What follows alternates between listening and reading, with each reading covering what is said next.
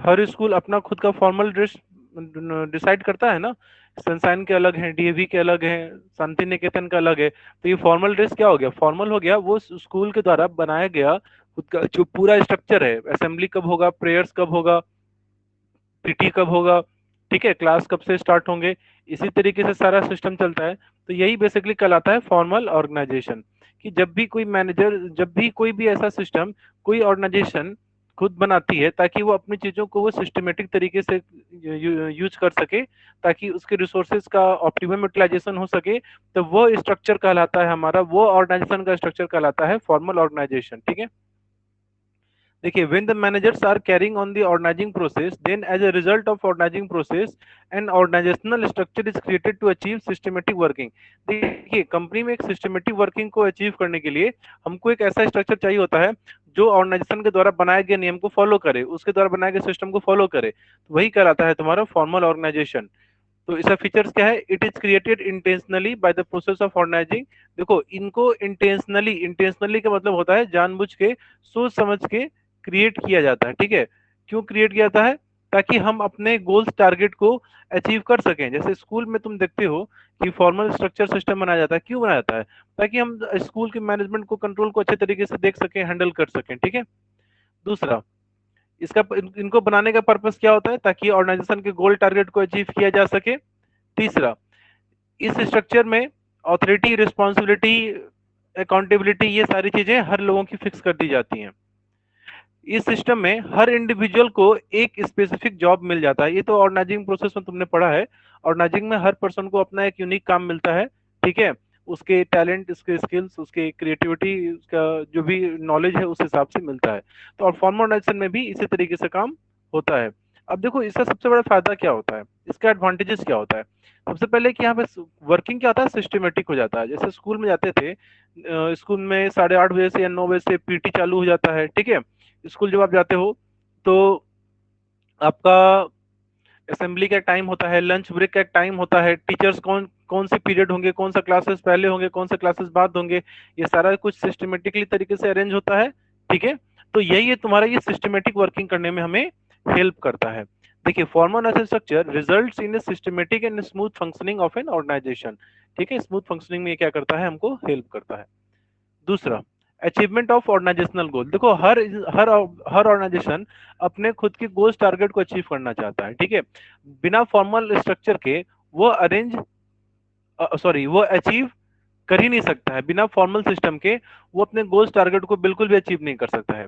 तीसरा, यहाँ पे कोई भी काम का ओवरलैपिंग नहीं होता है। कल जो पढ़ा रहा था मैंने बता दिया था, कोई भी एक काम का रिपीटेशन नहीं होता है, कोई भी एक काम बार बार नहीं होता है। ठीक है। हर आदमी को अपना अपना काम टारगेट पता रहता है और लोग उसी को करने में फोकस रहता है। तो इससे वर्क का कोई ओवरलैपिंग नहीं होता है। देखिए, informal organisation structure work is systematically divided among various department. हर काम को, मैंने बताया था कल, डिविजनल स्ट्रक्चर और डिपार्टमेंटल डिपार्टमेंट में फंक्शनल स्ट्रक्चर और डिविजनल स्ट्रक्चर। फंक्शनल स्ट्रक्चर में क्या था कि ऑर्गेनाइजेशन में जो डिफरेंट फंक्शंस हो रहे हैं, उन फंक्शंस के हिसाब से क्या किया जा रहा है, उसको अरेंज कर दिया जा रहा है। ठीक है। और फिर डिवीजन, की अलग अलग डिवीजन होते हैं। हर डिवीजन, जैसे जिस जो कंपनियां एक से ज्यादा प्रोडक्ट्स बनाती हैं, उनके डिविजन्स अलग अलग होते हैं। ठीक है। और उसी के हिसाब से उसको अरेंज कर दिया जाता है। चौथा होता है कोऑर्डिनेशन। क्योंकि कोई काम रिपीटेशन किसी काम का नहीं होता है। हर आदमी को अपना यूनिक काम पता होता है। हर आदमी को उसके स्किल टैलेंट के हिसाब से काम मिलता है। ठीक है। कोई भी काम का ओवरलैपिंग नहीं होता है। इफिशियंट यूटिलाइजेशन ऑफ रिसोर्सेज होता है हमारा। तो इससे क्या होता है कि कोऑर्डिनेशन अचीव करने में हमको हेल्प मिल जाता है। ठीक है।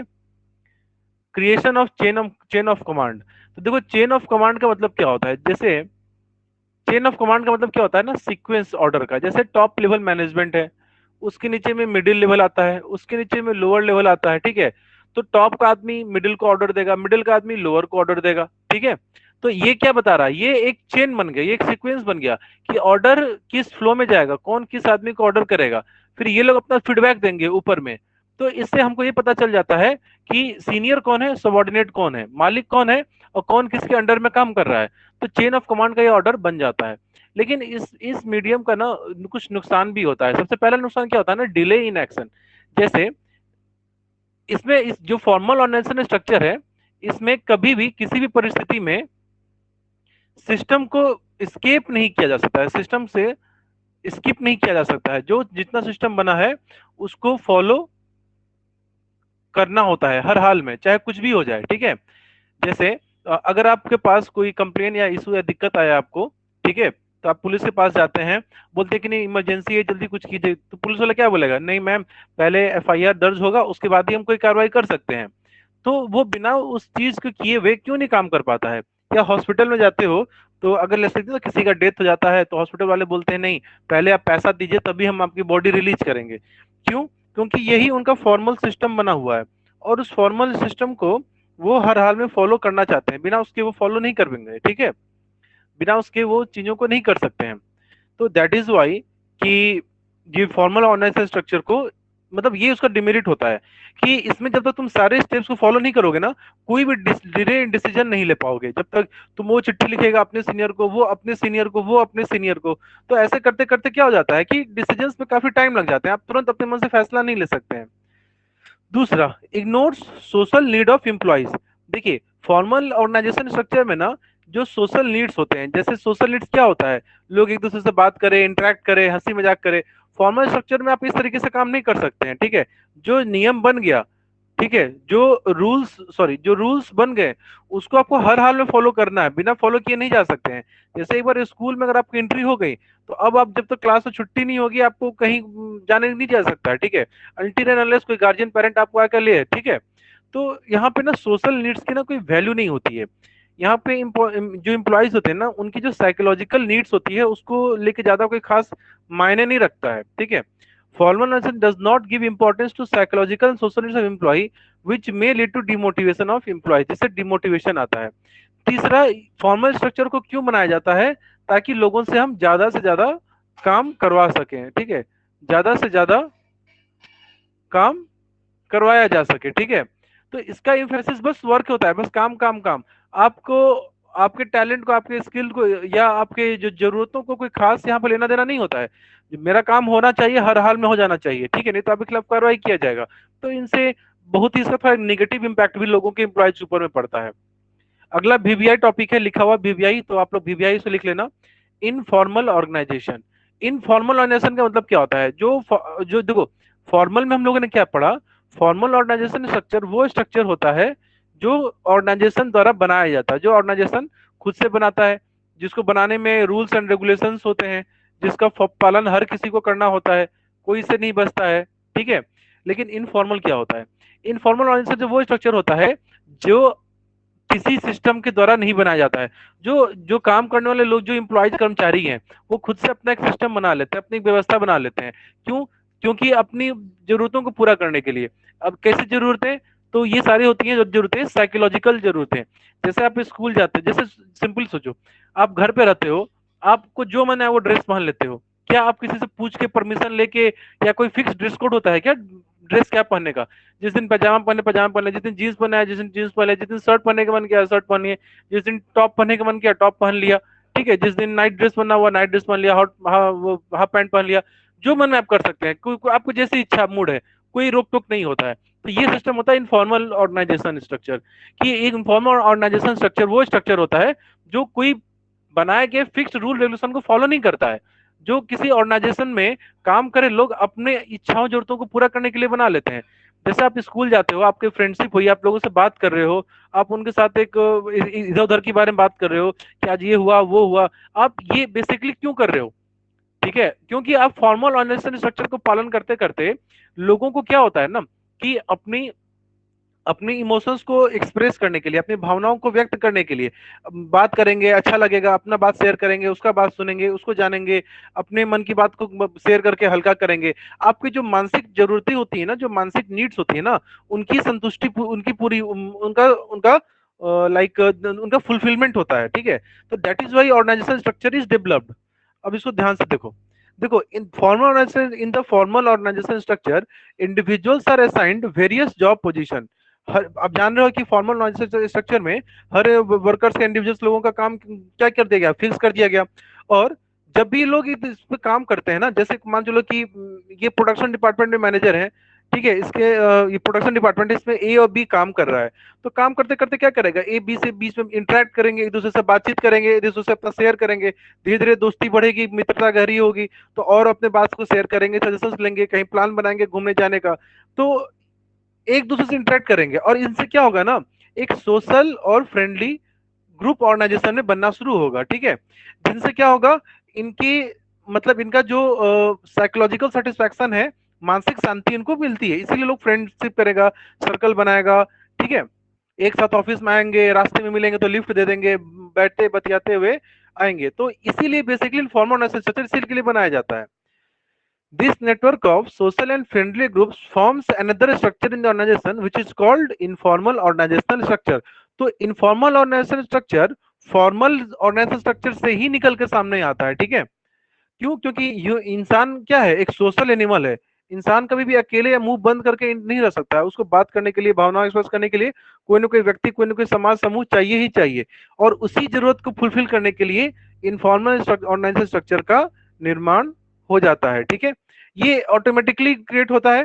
ठीक है, और इसका मेन मेन जरूरत क्या होता है कि ताकि हमको साइकोलॉजिकल सेटिस्फैक्शन, मेंटल शांति हमको मिल सके। इसका फीचर क्या है, सबसे पहला है कि ये ऑटोमेटिकली क्रिएट होता है, कोई भी मैनेजर्स या कंपनी का कोई भी पर्सन इसको क्रिएट नहीं करता है। ठीक है, दूसरा, इट इज फॉर्म्ड, ये किस लिए बनाया जाता है, ताकि लोगों को साइकोलॉजिकल सेटिस्फैक्शन, मानसिक शांति मिल सके। तीसरा, it does not follow any fixed path of flow of authority of communication, क्योंकि ये किसी सिस्टम के द्वारा बनाया नहीं गया है, तो ये कोई भी फिक्स्ड पाथ को फॉलो नहीं करता है। जैसे मन करेगा डायरेक्शन, जिस डायरेक्शन में बात होगा, कभी आम के बारे में बात कर लोगे, कभी इमली के बारे में बात करोगे, कभी सीता के बारे में बात कर लोगे, कभी गीता के बारे में बात कर लोगे। तो रैंडमली कुछ भी बात हो सकता है, कहीं भी किसी भी डायरेक्शन में बात जा सकता है, इसका कोई फिक्स्ड डायरेक्शन नहीं होता है। इसका एडवांटेज क्या है, इसका एडवांटेज सबसे पहला ये है कि इसमें कम्युनिकेशन होता है, सबसे फास्ट होता है। ठीक है, जैसे आपने बोला कि अरे तो हम दोस्त ने नया आईफोन खरीदा है, तो वो उसको हला किया, वो उसको हला किया, तो इन्फॉर्मेशन बहुत ही फास्टली पहुंचते हैं यहाँ पे। ठीक है, लेकिन फॉर्मल में इंफॉर्मेशन का पहुंचने का, जो इन्फॉर्मेशन को स्प्रेड होने का स्पीड स्लो होता है एज कम्पेयर टू इनफॉर्मल। दूसरा, इससे लोगों की मानसिक शांति मिलती है, उनकी सोशल नीड्स क्या होते हैं, फुलफिल होते हैं। अब देखो, इसमें जो फीडबैक होता है ना, बहुत करेक्ट मिलता है, करेक्ट फीडबैक। देखो जैसे अगर मैं आपसे पूछूं कि बताओ आप मेरे बारे में क्या सोचते हो, अब मैं आपको सामने खड़ा करके पूछूं, तो आपको अरे सर पूछ रहे हैं, अरे नहीं सर बहुत अच्छे हैं, सर बहुत अच्छे हैं, आप तो मेरे जीवन के सबसे बेस्ट टीचर हैं। ऐसा टीचर तो आज तक जीवन में कभी हम लोगों ने देखा ही नहीं है सर, कि ऐसा भी कुछ हो सकता होगा।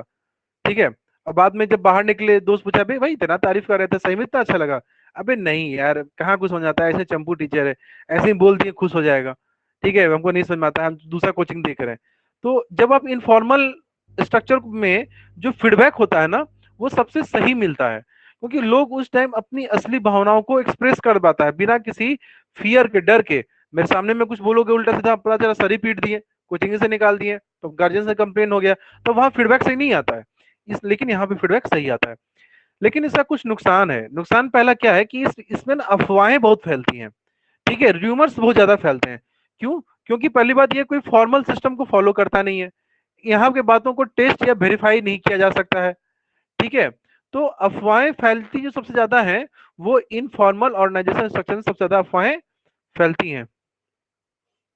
दूसरा इसका क्या है कि ये किसी भी, ये सिस्टमेटिक वर्किंग, ये कोई सिस्टम को फॉलो नहीं करता है, ये कोई सिस्टमेटिक तरीके से काम नहीं करता है। ठीक है, आप जान ही रहे हो सिस्टमेटिक तरीके से काम कौन करता है, फॉर्मल। फॉर्मल में फ्लो होने का एक सिस्टम होता है, डायरेक्शंस फिक्स्ड होते हैं। ठीक है, चौथा, मे ब्रिंग नेगेटिव रिजल्ट्स।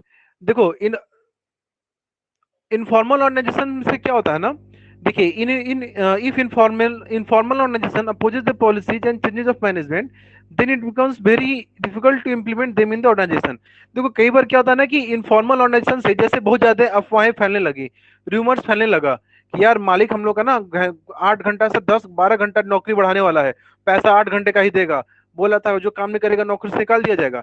इससे फिर धीरे धीरे क्या होगा, ये इनफॉर्मल सिस्टम की वजह से लोगों के मन में गुस्सा आएगा, एंगर फैलना शुरू होगा, लोग विरोध करेंगे, हड़ताल करना शुरू कर देंगे अफवाहों को लेके ही। तो इनसे क्या होता है, नकारात्मक रिजल्ट देखने को मिलता है। ठीक है, अब अगला वेरी वेरी इंपॉर्टेंट टॉपिक है, that is delegation of authority. ठीक है, तो देखो, और डेलीगेशन ऑफ अथॉरिटी का मतलब क्या होता है, डेलीगेट करते हैं। डेलीगेट करना मतलब क्या होता है, बांट देना, डिस्ट्रीब्यूट कर देना। जिज्ञासा तुम लिख लो, डेलीगेट करने मतलब क्या होता है, बांट देना, डिस्ट्रीब्यूट कर देना। तो डेलीगेशन ऑफ अथॉरिटी का मतलब क्या होता है कि मेरे पास जो शक्तियां हैं मैं क्या करूंगा, अपने से जूनियर को क्या करूंगा, बांट दूंगा, जो हमसे जस्ट छोटा है। तो देखो डेलीगेशन ऑफ अथॉरिटी में क्या होता है, अपने पावर्स अथॉरिटी का डाउनवर्ड ट्रांसफर। देखो डाउन का क्या होता है, मैं ए हूँ, बी है जो मेरे से जूनियर है, तो मैं अपना पावर अथॉरिटी रिस्पॉन्सिबिलिटी क्या करूंगा, बी को ट्रांसफर कर दूंगा। यही कराता है डेलीगेशन ऑफ अथॉरिटी। देखिए, in simple words delegation refers to downward transfer of authority from superior to subordinate, a process of entrusting responsibility and authority to the subordinates and creating accountability on those employees who are entrusted responsibility and authority। तो देखो delegation of authority में क्या होता है कि जो हमसे just junior है, जो मेरा इमीडिएट सबॉर्डिनेट है, हम उसको क्या करते हैं, पावर अथॉरिटी रिस्पॉन्सिबिलिटी ट्रांसफर कर देते हैं। ठीक है,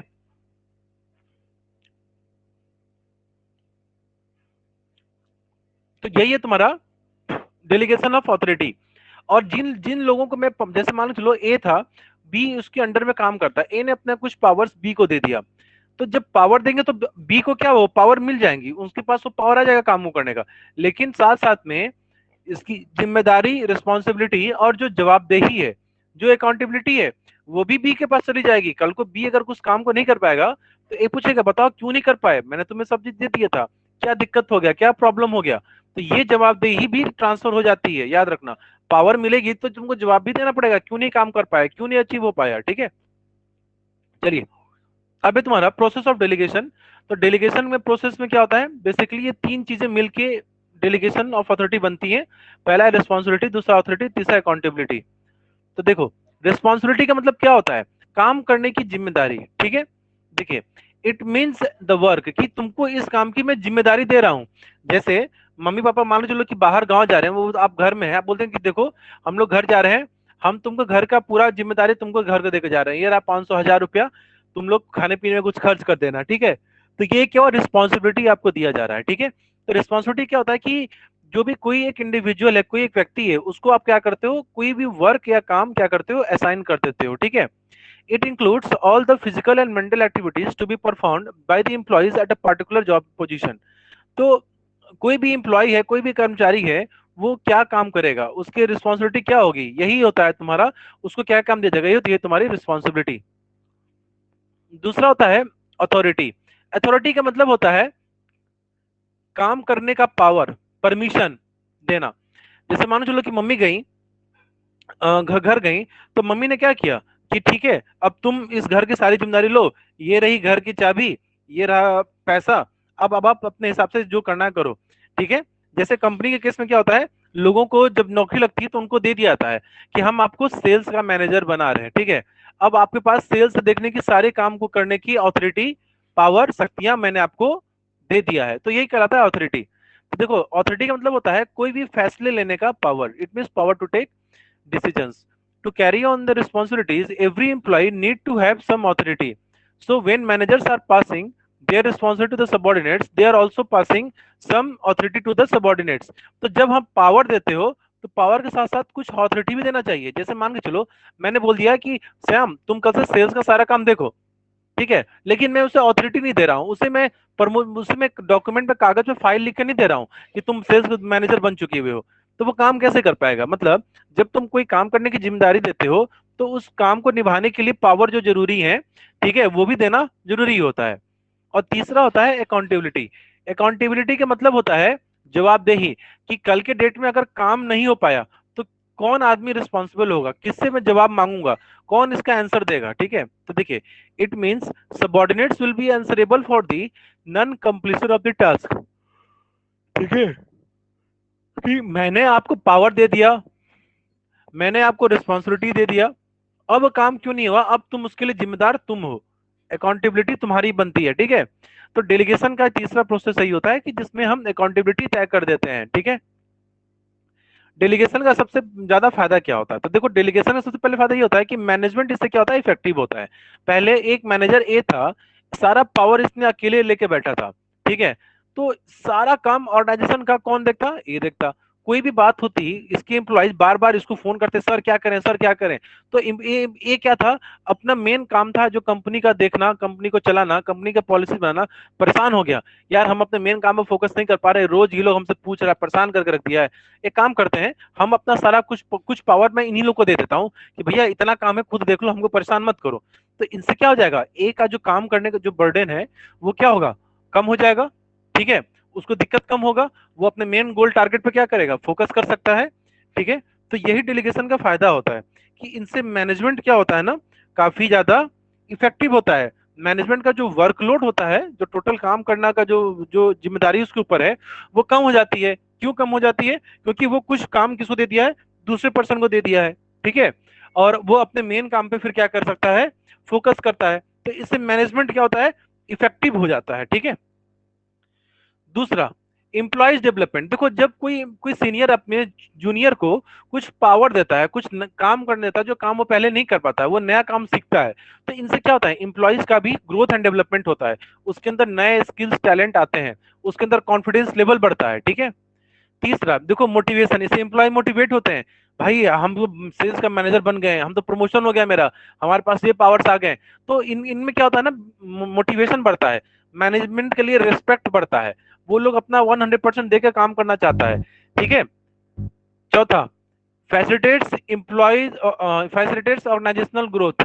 देखो, जब मैनेजर्स क्या होते हैं ना, जब अपने जूनियर्स को पावर दे देते हैं, तो पहली बात है कि मैनेजर्स अपना मेन काम पे फिर फोकस कर लेता है। ठीक है, इनको सारा काम तो इसको अकेले अब नहीं करना है, कुछ काम तो ये बांट दिया लोगों के बीच में करने के लिए। ठीक है, फिर इससे क्या होता है कि जो वर्कर्स हो गए उनको, वो नया काम करते हैं, उनके अंदर स्किल टैलेंट बढ़ता है, उनकी क्षमताओं का विस्तार होता है, ग्रो होता है। ठीक है, तो इससे क्या होता है, ऑर्गेनाइजेशन का ग्रोथ होता है कि उसके यहाँ भी तो अच्छे अच्छे स्किल्ड लोग आएंगे, उसके यहाँ जो लोग टैलेंटेड लोग हो जाएंगे, जो वर्कर्स का ट्रेनिंग नहीं हो पा रहा था, जो अच्छे से नहीं काम कर पा रहे थे, वो अब अच्छे तरीके से काम कर पाएंगे।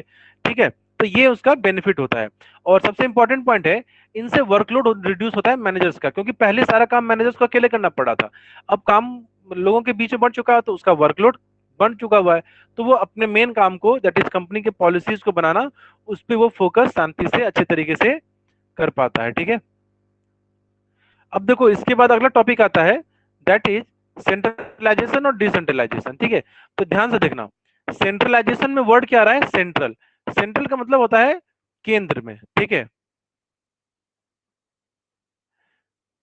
तो देखो, जब जब ऑर्गेनाइजेशन में सारा पावर, सारा ऑथोरिटी और रिस्पॉन्सिबिलिटी एक आदमी के पास होता है, तो वो कहलाता है सेंट्रलाइजेशन। क्या कहलाता है, सेंट्रलाइजेशन। ठीक है, तो देखिए, it refers to concentration of power और authority in few hands, that is top level.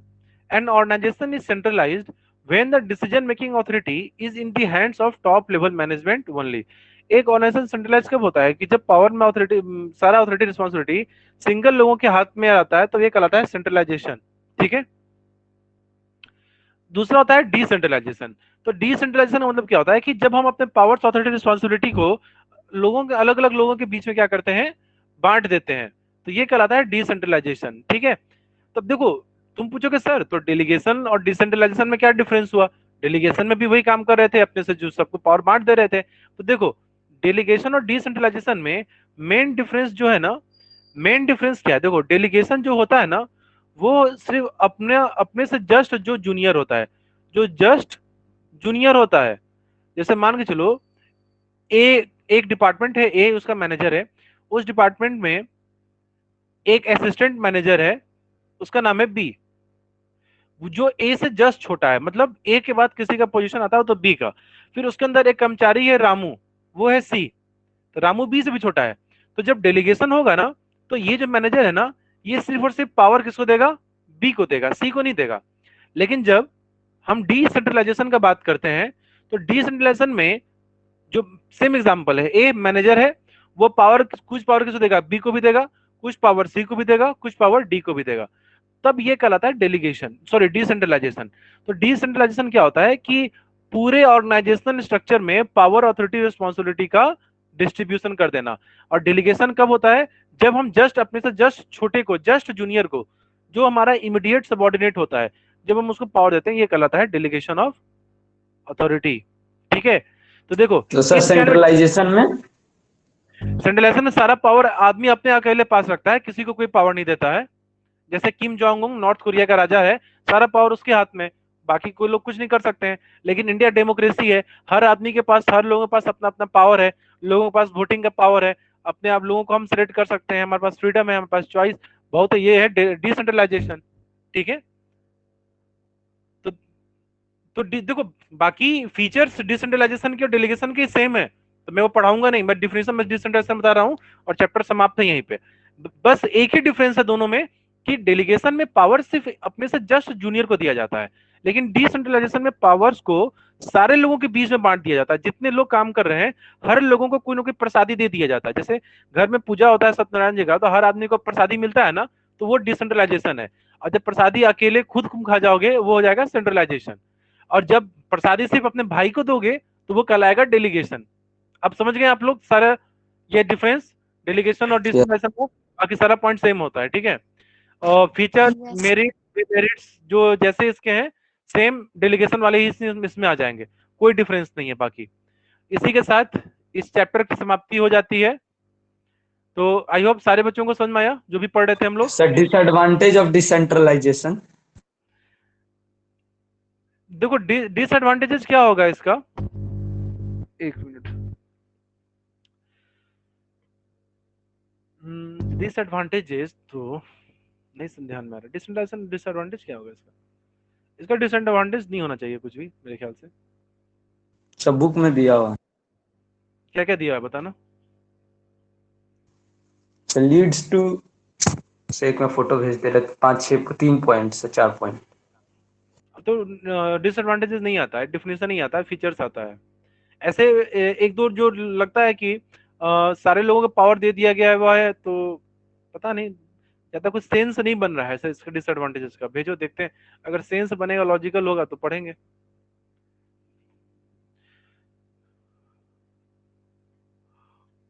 Bihar board में कुछ फालतू का एक्स्ट्रा दिया हुआ है, सीबीएसई वाले में नहीं दिया हुआ था।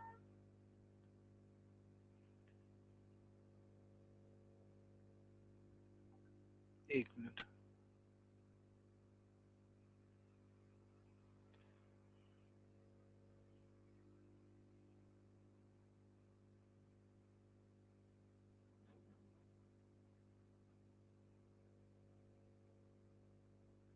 रहने दो, this does not make sense, ठीक है। लॉजिकली उतना साउंड नहीं कर रहा है, ऐसा कुछ खास नुकसान नहीं है। एक नुकसान है कि भाई कंफ्लिक्ट हो सकता है कि हर लोगों के पास अपना अपना पावर हो गया, तो वो लोग अपने हिसाब से काम करेंगे, तो ये पॉइंट एक सेंस बनना है, लेकिन ऐसे कुछ खास दम नहीं है पॉइंट में, रहने दो। फीचर्स और इंपॉर्टेंस यहीं तक पर्याप्त है, ठीक है, इसी को पढ़ लेना हो जाएगा पॉइंट। क्वेश्चन आता है तो वो सेंट्रलाइजेशन और डिसेंट्रलाइजेशन का डिफरेंस आता है, डिफिनेशन आता है, ठीक है। तो उसमें एक्सप्लेन कर देना, फीचर्स लिख देना, इंपॉर्टेंस लिख देना, that is more than enough. 3 mark में क्वेश्चन आता है इसका, ठीक है। तो ये इसी के साथ ऑर्गेनाइजिंग चैप्टर समाप्त हो जाता है। कल हम लोग नया चैप्टर स्टार्ट करेंगे, नया चैप्टर आई मीन ऑर्गेनाइजिंग के बाद जो भी चैप्टर है तो ज्वाइन कर लेना। अभिषेक तुम्हारा जैसा जैसा छूटा हुआ है तो वो लोग ज्वाइन कर लेना। राहुल तुम्हारा कंप्लीट हो गया? कहाँ तक तुम, मतलब तुम कहाँ तक स्टार्टिंग से तुम लोग कहाँ तक पढ़े थे? 1 2 3 4 तो पढ़े हुए हो ना? यस सर, मैनेजमेंट का फर्स्ट चैप्टर सेकंड का हाफ नहीं पढ़े थे। अच्छा ठीक है, बाकी पार्ट बी से सारा पढ़े हुए हो तुम? Yes sir. अच्छा, तो मतलब तुम्हारा भी कंप्लीट ही हो जाएगा फिर, बीएसटी हाँ ऑलमोस्ट कंप्लीट हो जाएगा तुम्हारा। चलो ठीक है। और राहुल जी पेमेंट कब तक आ जाएगा आपका? सर, आज शाम तक हो जाएगा। ओके ओके, चलो ठीक है। चलो फिर कल मिलते हैं फिर, ठीक है। कल नया चैप्टर स्टार्ट करेंगे बीएसटी में, इसके बाद वाला। और शाम में यस सर। इकोनॉमिक्स का क्लास होगा तो ज्वाइन कर लेना सब कोई। चलो ठीक है, bye bye, take care everyone.